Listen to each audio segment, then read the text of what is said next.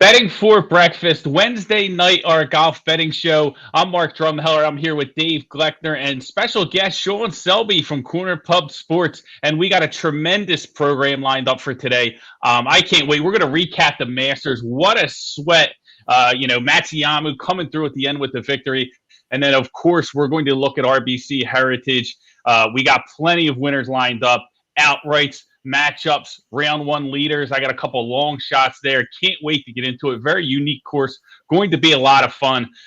Dave, I'm going to start with you. The Masters was a wild ride. Did not go as we expected early, but we're able to come through and still make some money and end up in the green. Yeah, first and foremost, let me say, next time we do this, I'm doing it in Sean's place. Look at that setup. With the bar. Yeah, he's got the sweet bar, man. Yeah, bud. But welcome here. Yeah, Masters, a lot of key stats hit for us, right? Just not the guys. I think we had the winners, penned in what we thought was going to be important. What did Hideki do that really pushed him to the top? He scored on the par fives. He tore the par fives apart. I think he shot 11 under. And in the end, he was the best ball striker. And that's what we said. Those two kind of things are really key. And he was the best ball striker throughout the whole week. And he scored on the par fives. But, had a still really good week. Matchups overall went 13-5. Threw out a few good plays on here. Bryson over DJ cashed under 65.5, the low round. Two of them. Rose got it done on Thursday for us. Hideki hit it on Saturday. And then the Wolf not making the cut. Told you that. Yeah. Baby. You can always count on the Wolf going down, man. Yeah. That was a great call. Yeah, great call. And I know you had a good week too. I put a little winner shares on Matsuyama on Sunday, but he was minus 110 when I got in. And it was like one of those, just trying to catch back a couple nickels from Rahm and stuff. So it wasn't, other than that, it was still a good week. Just didn't hit the winner. Yeah, for me, everything went wrong early. Like, it was like the initial out, like I said, it was on Cantley. He died.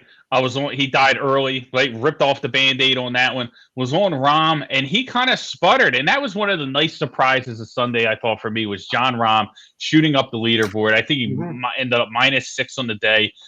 Just outstanding. And that he was able to cash the top 10 ticket for me. So it was awesome, to see that. And then Reed had a great Sunday as well, got into the top 20, was able to cash that ticket. But I really loaded up on Matsuyama. I just thought the 4 strokes was enough. I'm like, hey, listen, I don't even think he can mess that up. And to me, it came down to a lot of the people behind him. It was a lot of pressure on them. Everyone talked about the pressure on Matsuyama, but a lot of pressure on a guy like Will Z, 24-year-old kid, right? Very young kid. Schauffele, obviously, he was not ready for the pressure. The 30 seconds that he was actually in it, he immediately shoots the ball right in the water. Right? Like birdies 4 times in a row. If you watch enough golf, that dude chokes. And I don't, I love him. I love him. He doesn't have it in his blood right now. He might get there, but man, that hurt watching that whole 16. It hurt. Yeah, and he even said he said he doesn't regret his shot. If he did it again, he would still use the same iron. I think he used the 6 iron. I think he said he would do it again because he felt that the wind took it, and he blamed it on the wind, and the weather was the reason why he had such a bad shot. Oh, I forgot. I got it. You didn't think I was going to come to the party? Yeah, man. Jeez, right? Come on. There he is. My man, rocking the shades. I see it. Yeah, I see you guys every week and doing your thing and wearing the shades, the Macho Man glass. These aren't quite Macho Man glasses, but I had it. I had to. Good enough. Perfect. Man. Yeah, love absolutely. to see it. Love to see it. Definitely cheers to that, man. But Matsuyama, like you said, it was interesting because he these actually have my kids' fingerprints all over them, so I can't see out of them. But he, like you said, he wasn't really pressured. There was one hole where he struggled towards the end where he kind of got a little hairy. He's like, oh, this is like a 3-stroke lead all of a sudden, But like you said, there was more pressure on the other guys because they're the ones who have to catch up. All he had to do was play safe, and he did after that. He just hit it nice and easy and straight and just made his shots and made it happen, and that was it. That was ball game for him. So yeah, and you look at the guys behind him, like you look at Xander, you could say, okay, there's a little bit of pressure in the beginning because he's like, can he catch him? Like, can he catch him in the beginning? And he comes out and struggles on, I think it was holes 3, 4, and 5, just took himself right out of it and then battled all the way back and then, hit the ball in the water. It's just ridiculous, man. But like, I was happy to see it, man, because I felt like, when I got my money in on Matsuyama, I'm just like, hey, listen, man, like the odds at -110 are telling me that there's, a 52% probability that he's going to win. And I'm like, this guy's 4 strokes ahead. I'm going to take that bet every time. So that was able to get me back in the green for the weekend. So glad that he hit. But and I think he deserved it too, because I just liked a lot of people were counting him out. But there were a lot of different stories. Dave, we talked about this last week going in. Jordan Spieth, would he be able to go back to back, right? And he looked incredible. It's just that I think the putter let him down a little bit at times. He just to win back to back events is like crazy. And then considering one of them's the Masters, and then Brooks Koepka, right? That was the big question we're asking. At that number, I think it was like plus 2,800. Yeah, is he healthy or not? Yeah, and I think we found out he wasn't. Right. So with the Spieth thing, let's be honest. Triple on 9. I think he doubled. What was it, 6 or 5 on Saturday? You take those 5 plus 5. I mean, he's winning that tournament. And you're right. The putter was cold. It was ice cold until Sunday. He actually hit a couple, but he chipped in some too. So you got to take the good with the bad. But he's there, and it's his it's his narrative right now, right? When he wasn't winning, it was 1 or 2 holes, and then he won. And then what was it this last weekend? 1 or 2 holes, but. It's great to see him. He's so good for golf. And then you're right, Brooks done. But the Bryson DeChambeau story, I think he's even more interesting to me. The guy that comes out and said this is a par 67 for him last November, and the guy has absolutely got beat up by that course these past. His bomb, just bomb it everywhere theory just doesn't work there. I'm not sure it's ever going to work for him there. I want it to. He's a scientist. Now, he's going to work hard, but. He's starting to doubt. How much of it do you think is like that the course doesn't fit him, or him not being willing to like change his game, his approach at the course?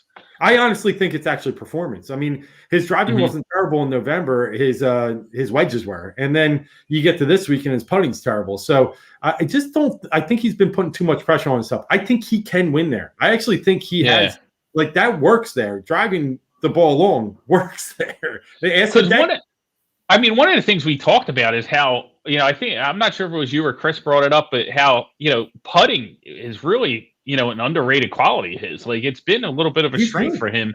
And then for him to, show up that way at the Masters on such a big stage. And we thought he was good, right? I think it was Friday. He came on strong and we're like, oh, he's back. He's ready. And, I almost took him in a matchup on Saturday. Thank God I laid off it because it didn't come home. But you could tell early Saturday, it's not going to be the Bryson that we expected. But Sean, I mean, I think that was probably the biggest surprise of the whole weekend was the fact that you saw DJ struggle. You saw Bryson struggle the way he did.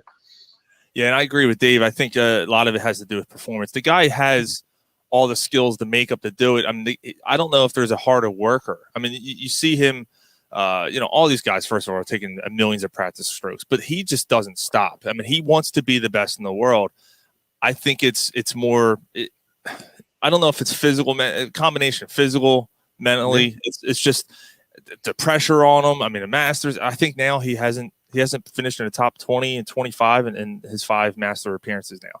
So, he obviously struggles at that point in the game. And I think he's capable of doing it. Like you said, I mean, especially that kind of that course in Augusta. I mean, that's a course he should be able to do pretty well in. It's just, I don't know. He has that kind of reckless approach. He just bombs it as far as he can, and I don't care where it lands. I'm going to get it there. And I think, maybe he, like Mark was saying, maybe he has to change things up a little bit though. Maybe he has to adjust a little bit. Maybe he has to add a little more finesse to that drive and to that approach and shorter game. Yeah, agreed. Yeah, I think it's possible. I mean, he's got to figure it out. He's just too good not to figure it out, I think. But that was a lot of the story I thought was the surprise. I mean, and here's the thing is, like, we'll get into, this weekend soon, at RBC Heritage, but it's like, how concerned are we about Dustin Johnson, right?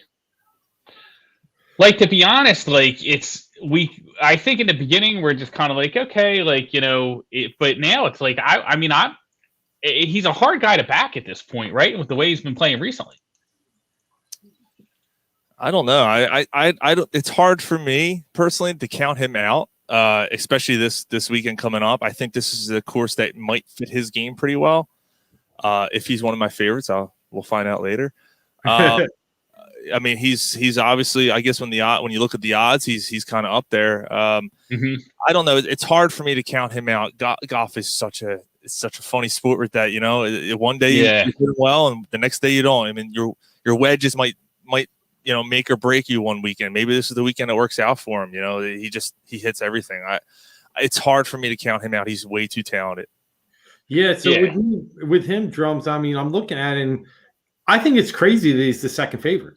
Like, and that kind of tells you where maybe you're at, maybe the public's at. Number one player in the world, the guy that won the Masters last year, wins a tournament every year, and Webb's favorite over him. And it just tells you a little story about, I think, where the confidence in the betting public is right now. So I agree with you. I think their confidence is a little lower based upon its recent form.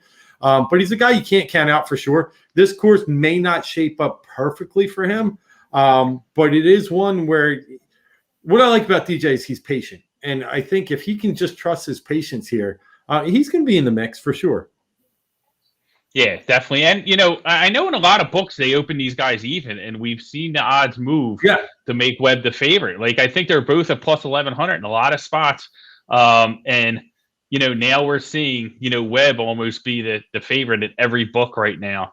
And I just think I think what bothered me the most is like, we saw how he played at match play, right? And then we saw, and it's match play. It's weird. It's goofy. I get that. But then like the whole, like, registering and unregistering at Valero, and then, and then he plays the Masters. He does terrible. Like, it just seems like, I don't know, like maybe mentally, like he's been off ever since the, what was the event where was it match play where who was messing with him about the pickup? Remember? Oh, Kevin Na. Yeah, Kevin Na. Yeah, well, yeah. And ever since then, I think he's like I think that pissed him off, and then he was going to do Valero. He didn't do Valero. I don't know. I mean, listen, one of the best golfers in the world, right? Yeah. I'm not sure trying to question his mental toughness, but I just don't know. I was really surprised. Like, I didn't have money on him, at the Masters or whatever. But bad as he looked, I was surprised at how poor he showed up.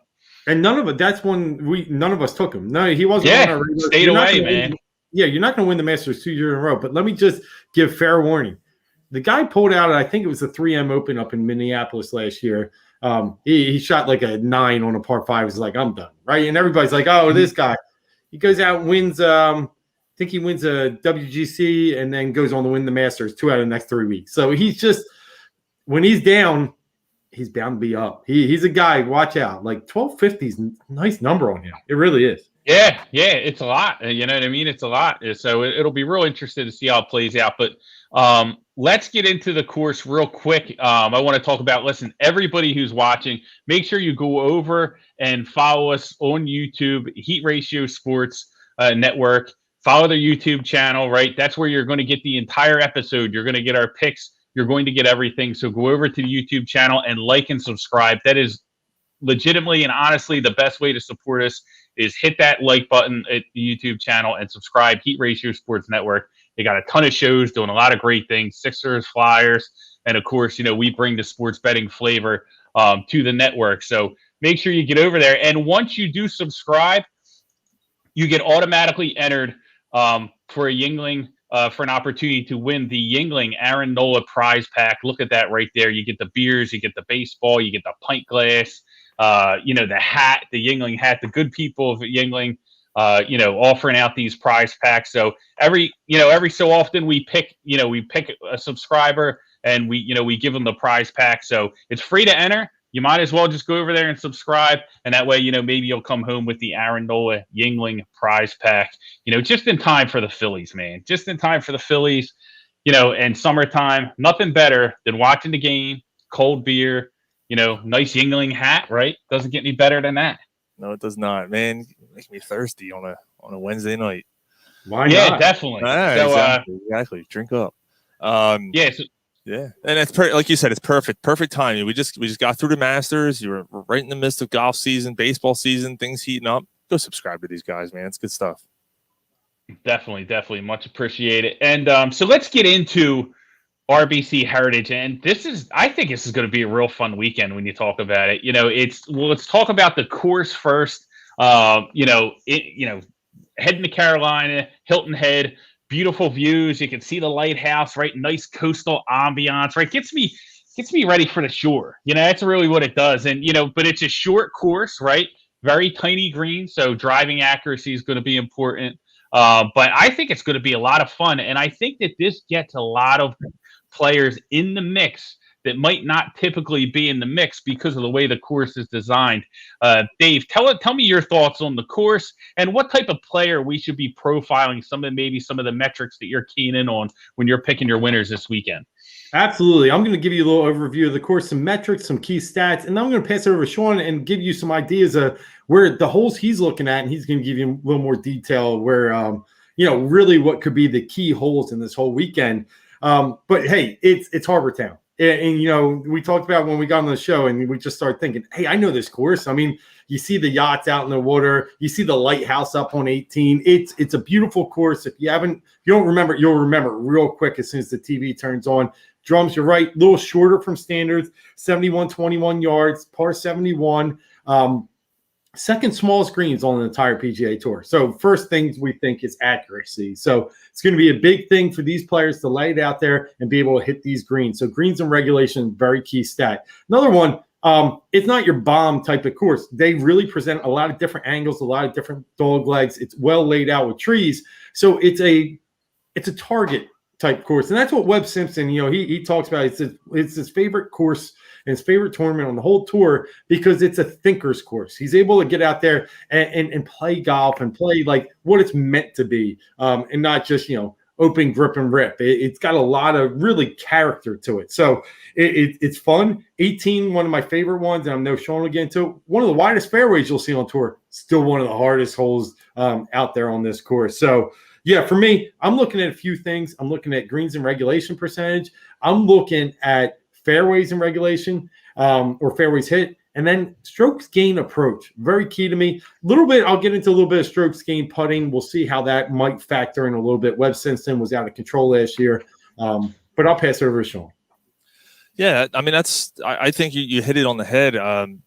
This course has a ton of character. I just have a few holes I want to go through real quick.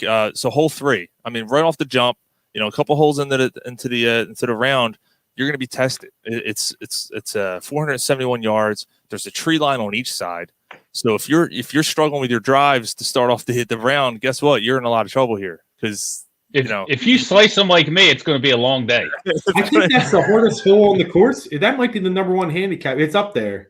Okay, yeah, I don't have the handicap listed here. Yeah, actually, yes, I do. It's no, I do not. I'm sorry. But yeah, I mean, it's, and of course, you get through all that and you have a nice fat bunker right in front of your green. So yeah. It's extremely, extremely difficult early on. The very next hole, par 3, like, oh, thank God, 180 yards. Yeah, there's a lagoon that basically runs along the entire length of the hole.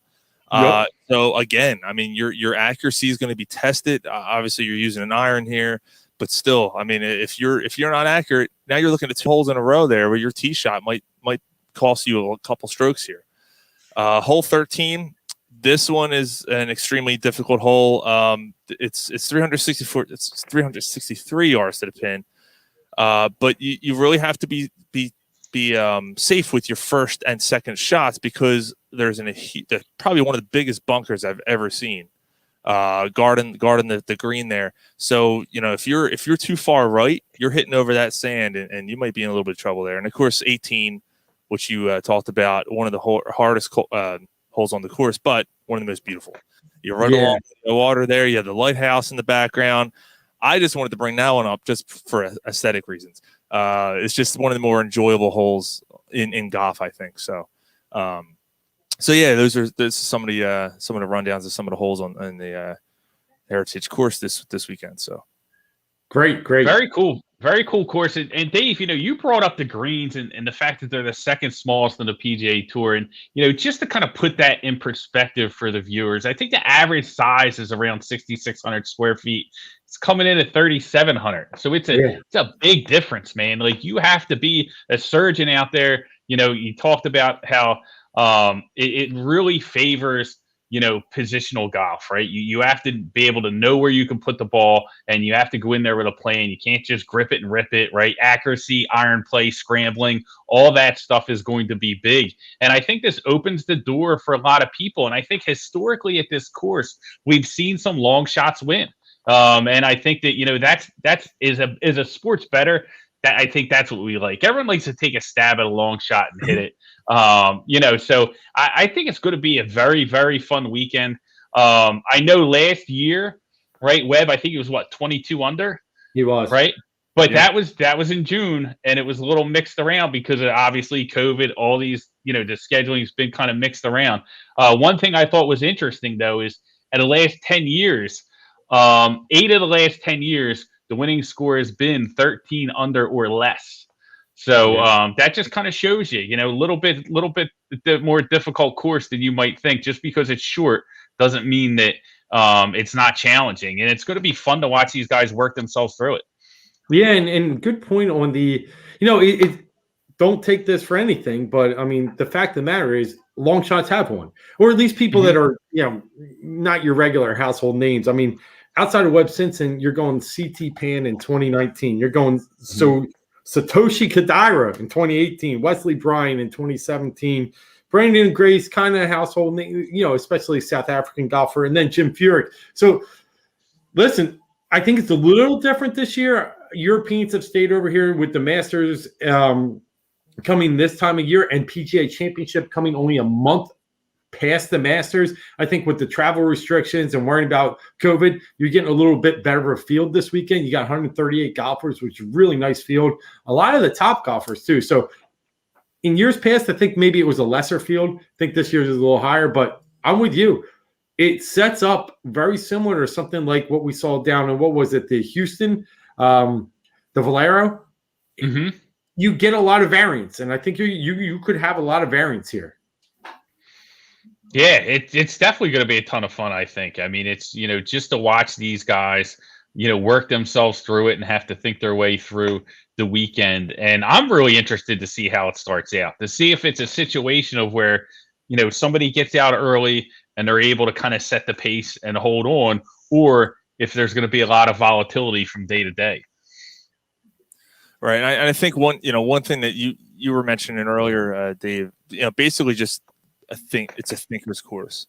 And, with that in mind, and after the weekend you just got through, a lot of these some of these golfers at least were at the Masters. So, that's such an intense weekend for a lot of these guys. And it's like the granddaddy of them all, so to speak. So to try to you don't want to come down from it, because guess this is another major tournament here. So it's not like you just want to take this week off. So it's interesting to see how people are going to react, how they're going to respond to the weekend that passed and what's ahead of them this weekend. So that's going to be really fun to watch. The mind F, if you will, to see how these guys make out. So, well, definitely, especially after the Masters is an incredible event, and mentally, if you're playing 4 days through, right? Dave, we talk about this sometimes. Sometimes we like to take a stab on somebody who doesn't make the cut, hits the showers early, gets rested up, is able to clear the mind, right? And, I think that was when I was kind of fading Jordan Spieth this last weekend.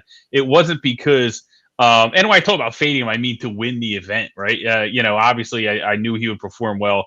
He's the hottest golfer out there right now, but it's just mentally so grueling to go out there and win a tournament and to get over the hump at Valero and then to come back and do it again at the Masters, to me, was just too much for anybody to overcome. It was just a lot to ask, Jordan Spieth. And I think that, you can kind of look at it now, like which guys were really in the grind at the Masters, the biggest event of the year, and fell short, and how are they going to respond, in this event?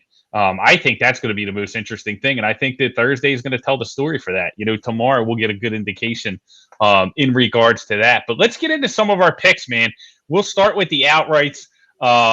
I have some outrights, and I'm also playing them top 10, top 20, that sort of thing. We'll get into that as well. And then Dave, you have some matchups, and I have some round one long shots that I'm taking a stab on, and I can't wait to unleash. Dave, you're going to love them. Now, typically we discuss our picks prior. We did not last week with the Masters, and I thought it was a lot of fun that way because we ended up being aligned. We were right on Rahm, wrong on Cantlay, right? But the ones we were aligned with, I thought that was pretty neat, that it turned out that way. So I purposely did not release my picks in the, we text back and forth all weekend. I kept them to myself, close to my vest. So I can't wait to see if we're aligned again this week. I'm going to kick things off, though. Or do you want to start, Dave? It's up to you. No, go for it. Go for it, brother. All right.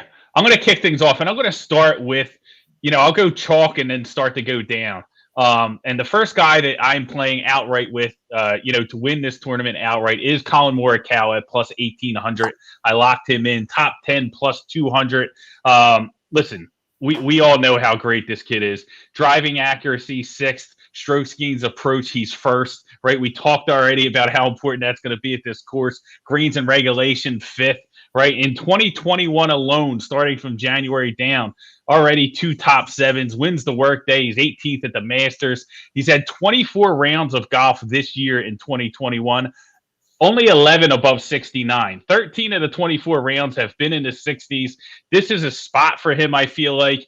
Now he's relaxed after the Masters, doesn't have to deal with the pressure, can unwind, just play his game. He doesn't have to compete or make up a lot of ground with these bombers. Bryson's out of it, and I think this course fits him really well. He can methodically play his game, and I love him this week. Colin Morikawa, plus 1,800, I got him at plus 200 to get into the top 10. And I'm very comfortable with that number, especially the top 10 number. I'm going to double my money.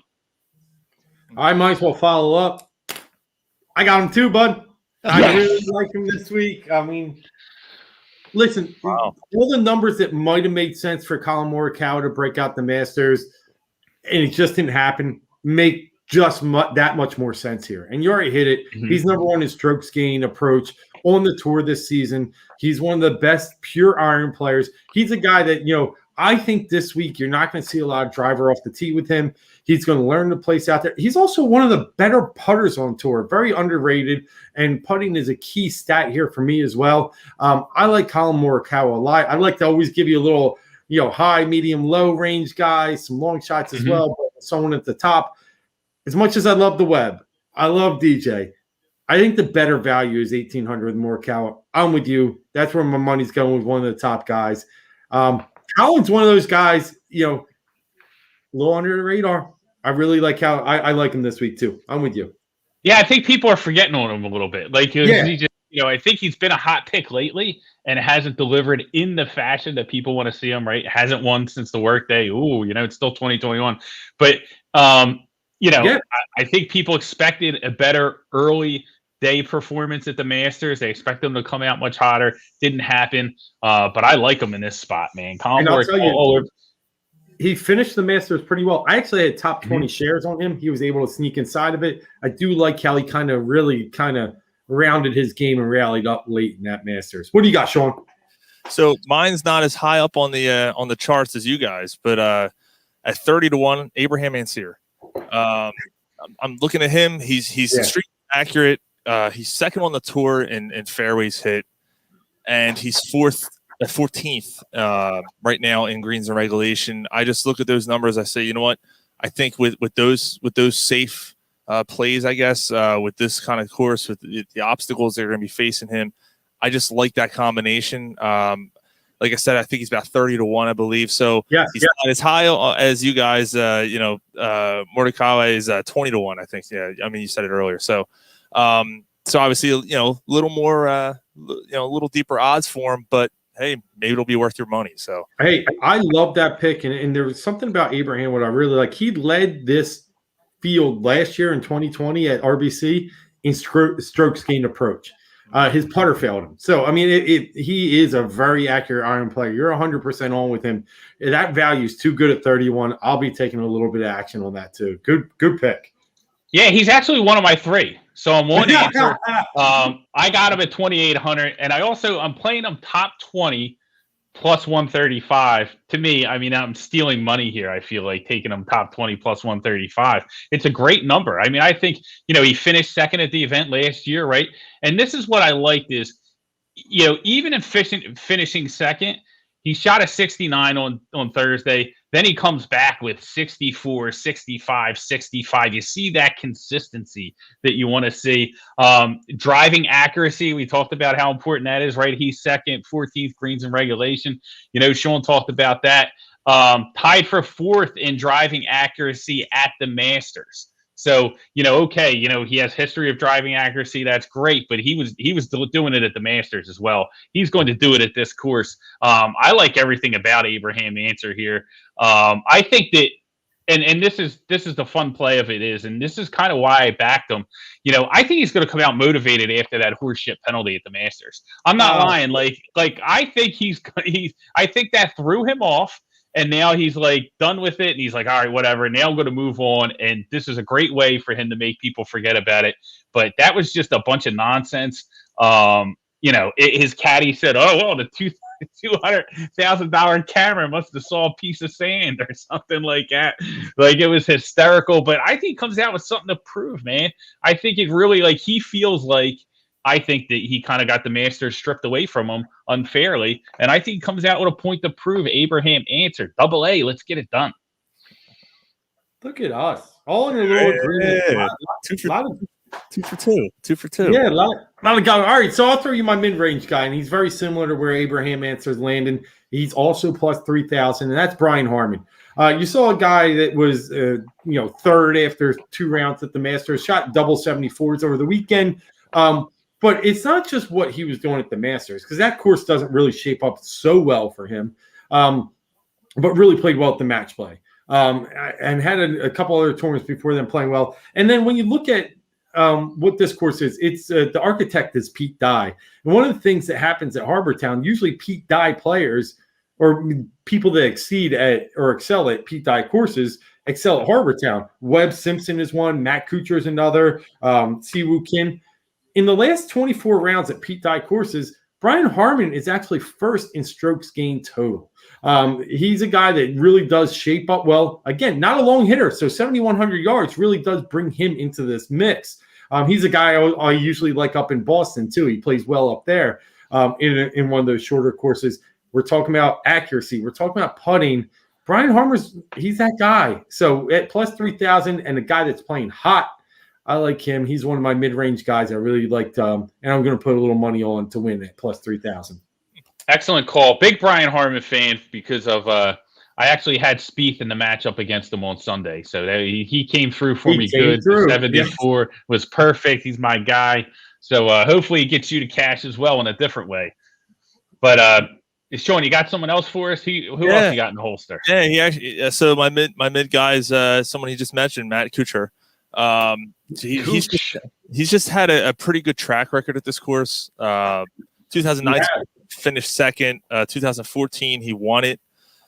He has 10 top 25 finishes and he has 6 top 10 finishes at this course. So track record speaks volumes, right? I mean, he's familiar with the course. He's had good success with this course. I think he's a sneaky play here. I think he's like 50 to 1 or something like that. So he's kind of in the middle of the pack here, but so I think that fits well with the mid-range guy. I just think that he has a legit shot to make some noise here, and I don't know if he'll win it, but I think he's going to finish in the top 10. I think that's a safe play, to be honest with you. Yeah, I like him, man. I like Kucher. I was on him a lot. I bet him actually once they started the tournament, I kind of bet him at match play to win the whole thing. Gave me a lot of excitement and then, fell off a little bit. But I think a lot of people underestimate him. And I think you can get good value with him on the lines just because, he doesn't blow anybody away, but he shows up and gets it done. And I think he's been playing his best golf lately. I like Kucher there, man. I'll tell you, he came through for me in match play a little bit, won me a little bit of money. So I'm happy with Kuch. Hopefully he can show up here, man. He's had success here before, right? Yeah, horse for the course. I really like that angle. Yep. Definitely. So my third outright, I'm going to go to a guy we mentioned briefly. We were talking about Dustin Johnson. That's Kevin Na, right? Got him a plus 4,000, 40-1. Top 20, I'm playing him as well, plus 150. Probably like that one better, but we're going to go with the outright anyway. His strength is driving accuracy, right? 21st this season on tour. He's played well at the Masters. He tied for 12th. And the last 3 rounds, he was 5 under, 70, 70, 71, right? Top 10 at RBC in 2019, shot 267s, right? He tied for second at this event back in 2014. He's got 5 top 10s in 14 tournaments here at Harbor Town. Also had, and this is something interesting, that he also performs very well at Copperhead, which even though it's in Florida, it's very similar where they host the Valspar. He's hit top 10 3 times there. It's a comparable course, small greens, trees, right? It's kind of like the same deal. So he's had a lot of success there. So I think that he can sneak up and surprise some people. Since 2009, 67% of winners at RBC have top 10 finishes at Valspar. So there definitely is a connection between those two courses. I think he fits the bill here. He's got the driving accuracy, he has the history of success. I think he can, find some success here at this course. And at 40-1 plus 4,000, it's going to be a pretty penny in my pocket if he comes through for me. No, that is nice. I mean, man, this is a course that really does shape up well for him. Again, you got to brings the whole field into play, this course. Mm-hmm. So he's going to be the yeah man, not the nah man. He's going to be the yeah man this weekend when he's bringing me home the money, hopefully. Nice. Listen, I'm going to go for my deep, bag of tricks and go with a guy a little more of a long shot odds. Nice. This is where it gets good. I'm going to go, and I have no rhyme or reason. This is just a gut feel. I'm going to tell you, he's not playing well with the stats. He's not playing well based upon the things that fit here, but he's never played here either. And that's Tommy Fleetwood.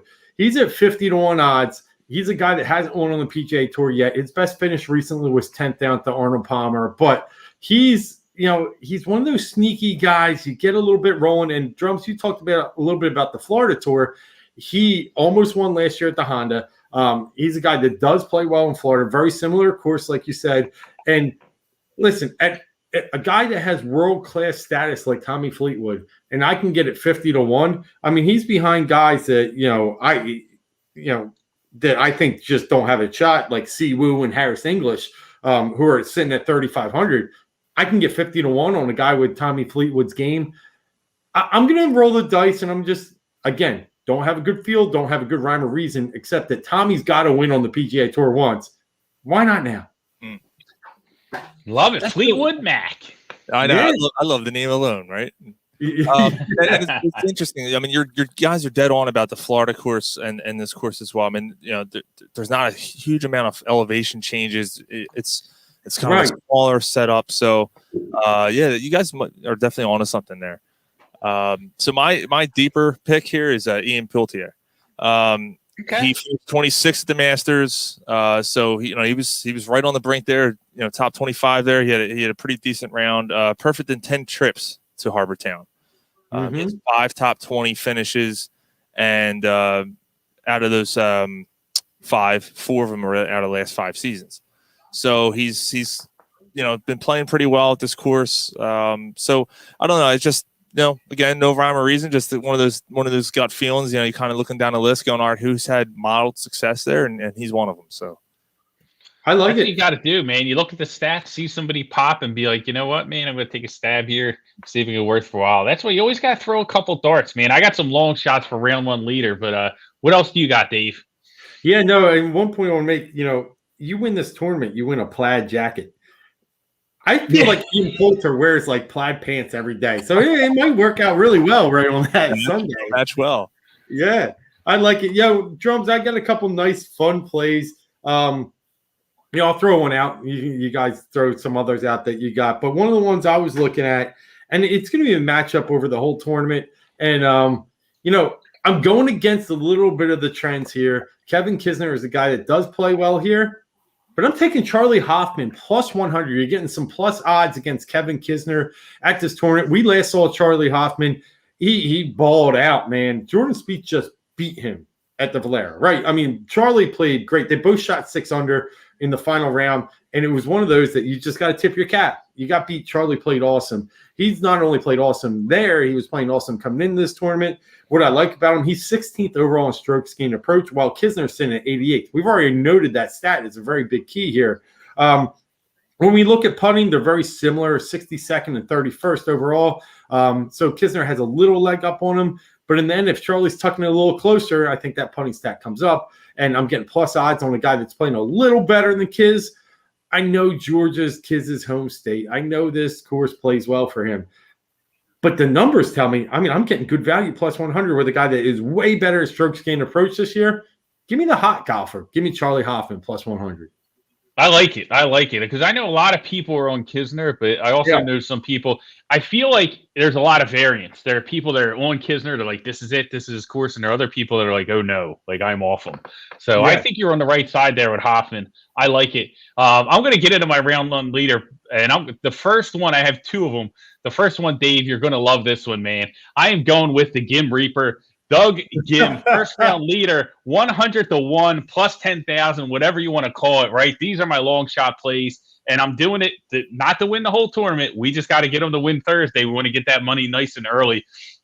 Listen, this season, 19 strokes gained approach, 26 tee to green, right? 6 events this season. He shot a round 1 in the 60s. That's what we want. We want a hot start, right? He shot a 69 to finish off Valero, right? Didn't play in the Masters, obviously, but he finished that event well. He was 7th tee to green at Valero, right? And he was 7th tee to green at Valero, and he was also 12th tee to green at the Players. So the tee to green, he's been very good. You look at strokes gained approach, 21st at Valero, tied for 10th at the Players. Driving accuracy, he was 2nd at Arnold Palmer. He was 7th at the Players. He was 14th at Valero, right? So, these are very impressive stats for somebody who, is 100 to 1. You know what I mean? So I think I'm getting great odds here. Of course, I'm leaving out the Honda. He screwed the pooch at the Honda, right? But even outside of the Honda, we're talking about 3 or 4 events here where he's been very good, has metrics that line up well with this course.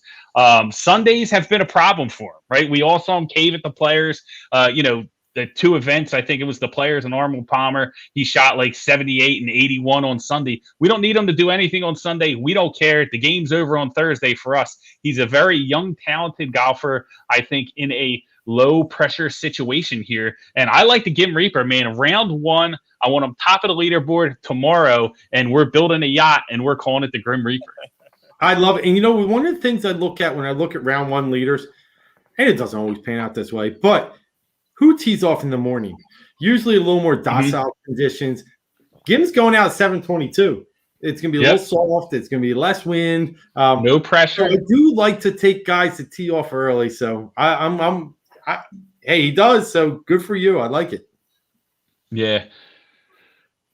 So we are running up against it. Do you have any other plays? I have one more round 1 leader I can go over real quick.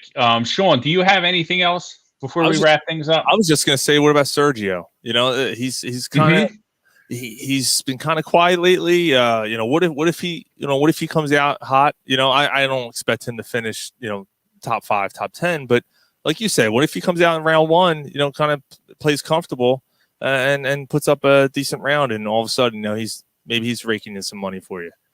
Yeah, I had Sergio. He was 2nd in strokes gained approach here last year. Again, we keep focusing on this stat, but he is a good ball striker. We've talked about it. Sergio is a guy I would probably look in the top 30 range. If you want to get some money out there, maybe even sneak a top 20. He's live. He definitely is live. 55 to 1, round 1 leader. So Sergio, 55 to 1. Start that day off right. The other round 1 leader I have is Doc Redmond, another young guy, right? He's another guy, 100 to 1. We're going to play him.